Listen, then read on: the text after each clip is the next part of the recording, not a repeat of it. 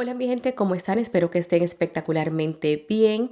Bienvenidos nuevamente a Con Sabor a Café y a nuestra serie Coffee and Crime.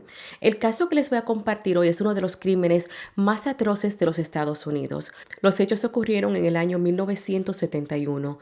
Un hombre llamado John List se deshizo de toda su familia. Luego desapareció y comenzó una nueva vida en otro lugar. Gracias a Kira Maldonado por recomendarme este caso. Y bueno, señores, sin más, ¿qué tal si comenzamos?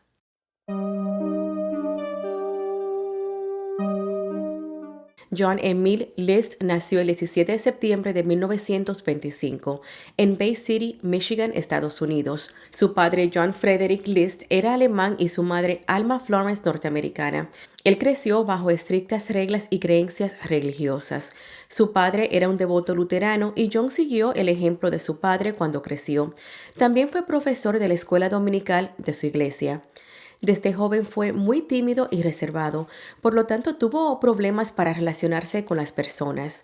No tenía muchos amigos, no salía, era un joven solitario. En el 1943 se graduó de la escuela secundaria Bay City Central. Ese mismo año se enlistó en las Fuerzas Armadas durante la Segunda Guerra Mundial y trabajó como técnico en laboratorio. Un año después, es decir, en el 1944, su padre falleció. Luego que terminó la guerra, él se matriculó en la Universidad de Michigan y se graduó en administración. Obtuvo un máster en contabilidad. John era un hombre muy inteligente y con estricta educación militar y religiosa. En noviembre de 1950 fue llamado nuevamente para el servicio militar durante la guerra con Corea. Mientras estaba en la base militar en Fort Eustis, en Virginia, conoció a Helen Morris Taylor, una viuda de un oficial muerto en la guerra. Helen vivía cerca de la base militar con su hija Brenda. John y Helen se enamoraron y posteriormente se casaron el 1 de diciembre de 1951 en Baltimore, Maryland. Al poco tiempo se mudaron al norte del estado de California. Gracias a sus habilidades como contable, el ejército los reasignó al equipo de finanzas. En el 1952 terminó su contrato y salió del ejército. John consiguió un trabajo en una firma de contables de Detroit y luego como auditor de una compañía de papel. Unos años después, el matrimonio tuvo 3 hijos. La primera fue Patricia, luego John y 2 años después, Frederick. La familia List se podría decir que era una familia ejemplar, asistían a la iglesia luterana todos los domingos y John era un hombre exitoso profesionalmente. En el 1959 fue ascendido a supervisor general del departamento de contabilidad de la empresa. Le estaba yendo muy bien económicamente. En 1960 la hija mayor de Brenda se casó y abandonó la casa familiar e hizo su vida aparte. En ese entonces Helen comenzó a tener problemas con el alcohol. Un poco tiempo después a John le ofrecieron una muy buena oferta de trabajo con la empresa Xerox. La familia tuvo que mudarse a Rochester, Nueva York, donde llegó a ser director de contabilidad. En 1965, John aceptó un puesto como vicepresidente de un banco en Jersey City, Nueva Jersey, con un excelente sueldo. Contando con su nueva posición económica, mudó a su esposa, a sus 3 hijos y a su madre a una mansión victoriana llamada Breeze Knoll en Westfield, New Jersey. La mansión contaba con 3 pisos, 19 habitaciones y un salón de baile con una hermosa cúpula. Para comprar esa mansión, John tuvo que hacer malabares. Sacó una hipoteca y le pidió un préstamo a su madre Alma. La única condición que ella le puso fue que se iría a vivir con ellos. Como la casa era grande, ella podía instalarse en el tercer piso y no tan solo tendría una habitación amplia, sino que su baño privado y su propia cocina, y estaría independiente del resto de la familia. Obviamente, John aceptó. Al parecer, todo iba de maravilla con la familia List. Sin embargo, la mansión que compraron con mucho entusiasmo no les dio la felicidad deseada. Un año después, todo dio un giro inesperado. El banco donde John trabajaba cerró sus puertas y él perdió su trabajo. Al poco tiempo él consiguió 2 trabajos, pero fue despedido de ambos debido a su personalidad. No tenía una buena relación con sus compañeros y sus jefes. John empezó a sentirse acorralado, ya no tenía el dinero para continuar con el estilo de vida de lujos que estaban acostumbrados. Se sentía humillado y no podía pensar en vivir de otra manera. Además de los problemas financieros, John estaba molesto por el rumbo que había tomado las vidas de su esposa Helen y de sus hijos. Él sentía que se estaban alejando de Dios, de su religión. Helen había dejado de ir a la iglesia y ya para ese punto se había vuelto una alcohólica. Patricia, la hija mayor, quería estudiar teatro, algo que John consideraba que era un pecado. Además, sospechaba que ella consumía marihuana y Coca-Cola. Imagínense, bueno, el polvo blanco, ya ustedes saben. Él nunca le contó a su familia que había perdido su trabajo en el banco. Continuó levantándose muy temprano en las mañanas, se vestía con su traje de oficina y salía impecable rumbo a un trabajo que ya no existía. Al principio iba a entrevistas de trabajo, pero después de un tiempo se quedaba en la estación de tren leyendo el periódico, esperando que pasaran las horas para regresar a su casa. Y señores, así lo hizo por meses. Para poder pagar la hipoteca y sobrevivir, empezó a robar pequeñas cantidades de dinero de la cuenta de su madre. Sin embargo, se fue terminando y las cosas no mejoraban. Para el año 1971, empujó a sus dos hijos mayores que buscaran un empleo part-time, es decir, a medio tiempo, con la excusa de que tenían que madurar. La salud de Helen poco a poco se fue deteriorando. Ella se vio obligada a confesarle a John un secreto que había mantenido muy bien guardado. Desde hacía años ella padecía de sífilis, el cual contrajo de su primer matrimonio. Se lo había ocultado por miedo y vergüenza, ya que era un hombre muy cerrado. Pero señores, ya para ese punto ellos tenían casi 20 años de casados. Y ella mantuvo el secreto por todo ese tiempo. Y solo se lo dijo porque su condición empeoró. Como era de esperarse, John se enojó muchísimo y no aceptó sus disculpas. Él también se había contagiado, aunque no presentaba molestias. Su mundo prácticamente se le estaba derrumbando. No tenía empleo, no podía mantener su mansión y continuar con su estilo de vida. Prácticamente estaba a un paso de la pobreza. Él comenzó a pensar, se le ocurrió la idea que quería librarse de todos y recobrar su libertad.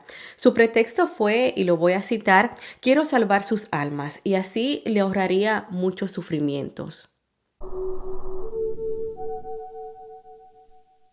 La mañana del 9 de noviembre de 1971, John despertó a sus tres hijos, Patricia, John Jr. y Frederick, para que se fueran a bañar mientras él preparaba el desayuno. Un rato después se sentaron juntos a desayunar y conversaron hasta que llegó la hora de los jóvenes irse al colegio. Cuando se fueron, John fue a su carro, un Chevy Impala, para buscar sus dos armas, una calibre 22 y otra 9 milímetros. Entró a la cocina donde Helen estaba tomando su café y aún estaba media dormida. Se le acercó por detrás y le disparó en la nuca. La entró en una bolsa de dormir que ya tenía preparada. Luego arrastró el cuerpo de su esposa tratando de no ensuciar el piso hasta el salón de baile de la casa. Luego subió las escaleras hasta el tercer piso donde dormía su madre Alma, de 84 años. Ella ya estaba despierta, se estaba desayunando. Él se acercó y le dio un beso. Mientras ella estaba de espaldas, él sacó su pistola y justo cuando le iba a disparar, ella se dio la vuelta y le pegó el tiro en el ojo izquierdo. Como Alma pesaba mucho, la dejó donde cayó. No podía bajarla hasta el primer piso. La tapó con una toalla y bajó. Comenzó a limpiar la cocina para que cuando llegaran sus hijos no vieran la sangre de Helen. 2 horas más tarde, Patricia lo llamó para preguntarle si podía buscarla del colegio porque no se sentía bien. John le dijo que sí y fue a recogerla. Cuando regresaron a la casa, en el momento que ella entró y le dio la espalda, él le disparó. La bala perforó su cráneo y salió a través de su mandíbula. Entró a su hija de 16 años en una bolsa de dormir y la arrastró hacia el salón donde estaba el cuerpo de Helen. Su próxima víctima fue el hijo menor, Frederick, de 13 años. Apenas entró, John hizo lo mismo. Le disparó en la cabeza y lo puso en otra bolsa de dormir en el salón de baile. Luego John se preparó su almuerzo porque tenía hambre y luego de almorzar fue al banco, retiró el dinero y cerró sus cuentas y las de su madre. Posteriormente fue a la escuela secundaria para apoyar a su hijo John Jr., quien estaba jugando un partido de fútbol. Luego del juego, ambos regresaron juntos a la casa. Cuando estaban en la cocina, John trató de hacerle lo mismo que había hecho a los demás, pero cuando le disparó no fue mortal y el joven luchó por su vida. Tuvieron un forcejeo, así que John le disparó 9 veces a su hijo preferido, en su cara y pecho. Entró su cuerpo en otra bolsa de dormir y lo arrastró hacia el salón de baile donde estaban los demás. Luego de haber acabado con toda su familia, él hizo una oración del himnario luterano frente a sus cuerpos. Limpió la casa muy bien, limpió todo rastro de sangre de sus hijos y esposa. Con una tijera removió su cara de todas las fotos familiares que había en la mansión. Cenó tranquilamente en el comedor y luego le escribió una carta de 5 páginas a su pastor, afirmando que había demasiada maldad en el mundo y que mató a su familia para salvar sus almas. Dejó la carta en su escritorio y se fue a dormir. Tiempo después dijo que esa noche durmió mejor que nunca. Estaba aliviado que se había sacado de encima a su familia pecadora y la exigencia económica que implicaba mantenerlos.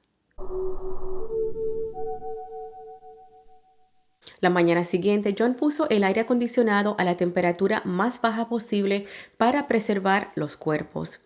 Encendió las luces de cada piso y puso el radio en una emisora religiosa. Quería que si alguien se acercaba a la casa creyera que había gente adentro. Tenía que demorar el descubrimiento de los cuerpos para ganar tiempo para su fuga. Él tenía todo fríamente calculado. También canceló todas las suscripciones que tenía, de revistas, periódico, el correo, etc.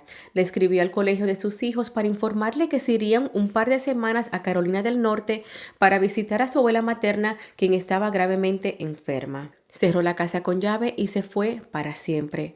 Manejó hacia el aeropuerto John F. Kennedy de Nueva York, donde dejó su carro estacionado.